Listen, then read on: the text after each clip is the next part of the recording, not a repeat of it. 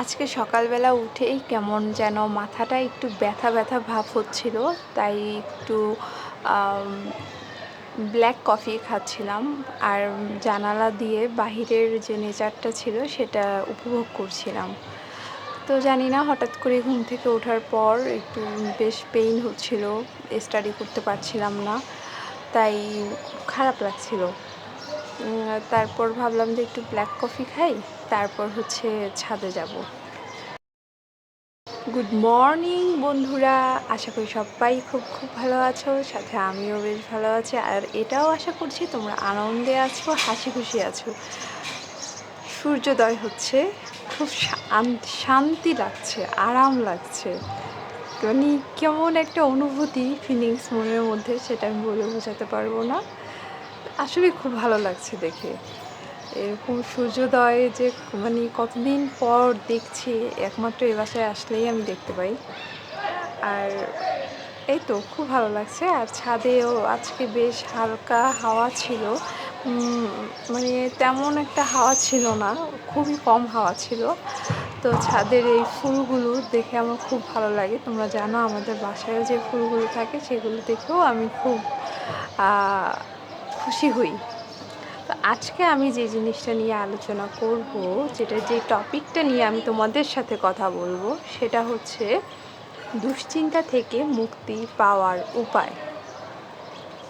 হ্যাঁ, তো এখন আমি মেডিটেশন করতে বসে পড়লাম। তো অনেক সাউন্ড পলিউশন হচ্ছে, কিছু মনে করো না প্লিজ, কারণ মাঠে ছেলেরা খেলাধুলা করছে, ওখান থেকে সাউন্ড আসছে। তোমাদের যদি অসুবিধা হয়ে থাকে প্লিজ আমাকে ক্ষমা করে দিও। তো প্রথম টিপস, অল্পতে রেগে যাওয়া যাবে না। হ্যাঁ, আমরা অনেকেই অল্পতে রেগে যাই, আমিও মাঝে মাঝে রেগে যাই, কিন্তু এটা এখন অনেকটাই কন্ট্রোল করতে পেরেছি। অল্পতেই রাগা যাবে না। চট করে একটা কথা বললো, অনেক রেগে গেলাম, না। যখন তোমার রাগ হচ্ছে, তুমি দাঁড়িয়ে থাকলে বসে পড়ো, তারপর হচ্ছে তুমি খোলা হাওয়া বা বারান্দায় গিয়ে একটু হাঁটো, বা হচ্ছে হাত মুখটা ধুয়ে ফেলো, বা হচ্ছে একটু স্পেস নাও মানুষজনদের কাছ থেকে, তাহলে দেখবে তোমার রাগটা অনেকাংশেই কমে যাবে। 2 নাম্বার টিপস, পজিটিভ ব্যাখ্যা খুঁজে বের করো পজিটিভ যে ব্যাখ্যাটা আছে। অনেক তোমার সাইডে নেগেটিভিটি, অনেক লোক আছে যারা তোমাকে অনেক নেগেটিভ বলবে, অনেক নেতিবাচক কথা বলবে, অনেক নেতিবাচক ধারণা দিবে। তো সেই নেতিবাচকগুলো থেকে তুমি ইতিবাচক কথাটা বের করো। ধরো তোমার কাছে কেউ কোনো জিনিস একটা চাইতে এসেছে, ধরো কেউ তোমার কাছে একটু চিনি চাইতে এসেছে, এখন তুমি চাচ্ছ না তাকে দিতে, সেটা তুমি পজিটিভলিভাবে না করে দাও, যে আমার তো এখন নেই, থাকলে আমি আপনাকে অবশ্যই দিয়ে আমি আপনাকে হেল্প করতাম। এভাবে বলে হচ্ছে তাকে না করে দাও। এটা হচ্ছে পজিটিভলিভাবে না করা। আর যে কোনো নেগেটিভকে একটা পজিটিভ ইস্যু দিয়ে ব্যাখ্যাটা করো, তাহলে দেখবেন তোমার নেতিবাচক চিন্তা বলতে কোনো কিছুই আসবে না। দেখো, সূর্যটা আরেকটু উঠেছে, তার মানে আরও একটু সুন্দর লাগছে, তাই না? আমি তো এইসব জিনিস খুব উপভোগ করি। তোমরা উপভোগ করো কি না আমাকে অবশ্যই কমেন্টসে জানিয়ে দিও। আমার দেখে খুব ভালো লাগছে, তোমাদের কতটা ভালো লাগছে অবশ্যই কমেন্টসে কিন্তু জানিয়ে দিও। আর এই যে এই মাঠে ছেলেরা খেলছে, এখন এটা ছেলেরা না, এটা হচ্ছে মধ্য বয়সে যারা আছে তারা খেলাধুলা করছে। 3 নাম্বার টিপস, সমস্যার সম্মুখীন হতে হবে। হ্যাঁ, সকল সমস্যার সম্মুখীন তোমার হতে হবে।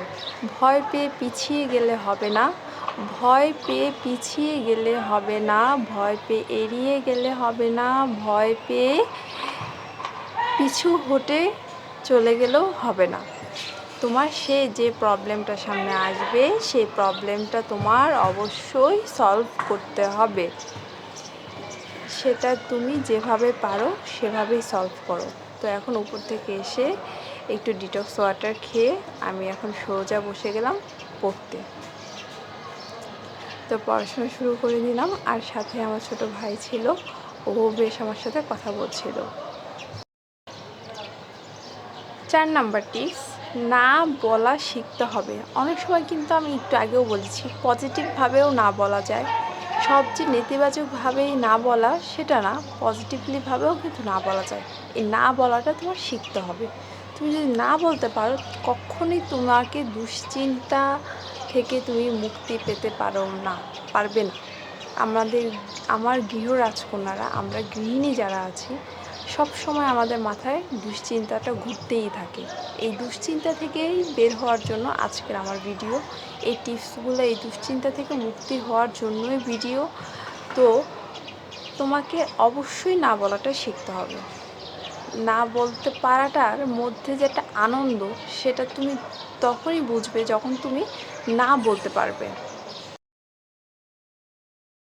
তারপর একটু ঘরের কাজে লেগে পড়লাম, আম্মুকে একটু হেল্প করছি।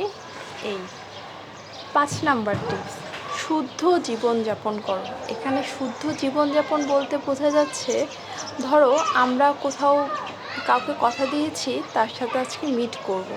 সে ফোন দিয়েছে, আমি কোথায় আছি, আমি বললাম যে বের হচ্ছি, কিন্তু দেখা গেল আমি রেডিই হয়নি, বের হওয়া তো দূরের কথা। কেন এই ছোট ছোট মিথ্যে কথাগুলো বলবো? তাকে বলেই দেই যে আমি এখনও রেডি হইনি, রেডি হব, তারপর আমি বের হচ্ছি, আমাকে 10 থেকে কি 15 মিনিট সময় দাও। এটাই হচ্ছে শুদ্ধ জীবনযাপন করা। তারপর একটা ব্যানানা স্মুদি আমাকে দেওয়া হলো, তো সেটা খেয়ে কাজ করা শুরু করে দিলাম। অন্যেরা কি ভাববে, অন্যেরা কি বলবে, আমি যদি এই কাজটা করি তাহলে অন্যজন কি ভাবছে, আমি যদি এই কথাটা বলি তাহলে আমার সামনের মানুষটা কি বলবে বা কি ভাববে আমার সম্বন্ধে আশেপাশের মানুষরা। এসব কথা ভুলেও ভাবা যাবে না, এসব কথা ভুলেও ভাবা যাবে না। তুমি তোমার দায়িত্বটা, তোমার কাজটা সুন্দরভাবে, নিষ্ঠার সাথে, সৎভাবে করে যাও। অন্যের কথায় কোনো কিছুই যায় আসে না। আমার গৃহ রাজকন্যারা, এই টিপসগুলো তোমরা একটু মেনে চলো, তাহলে দেখবে এই সারা দুনিয়ার দুশ্চিন্তা থেকে তুমি মুক্তি পাবে।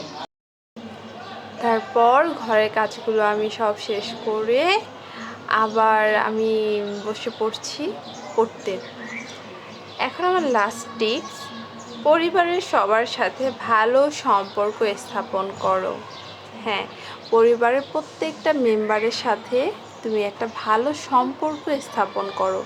এতে হবে কি, তুমি দুশ্চিন্তা থেকে অনেকটাই মুক্তি পাবে। আর আজকের এই টিপসগুলি যদি তুমি ফলো করো তাহলে আশা করছি এবং আমি বিশ্বাস করি যে আমার গৃহ রাজকন্যারা দুশ্চিন্তা থেকে একদমই মুক্তি পাবে। তাহলে আজকের এই ব্লগটি যদি ভালো লেগে থাকে অবশ্যই লাইক, কমেন্ট, শেয়ার, সাবস্ক্রাইব করে দিতে ভুলে যেও না কিন্তু। আর আগামীকাল আমার এক্সাম, তো সবাই আমার জন্য দোয়া করো। তাই আমি আবার পড়তে বসে পড়লাম।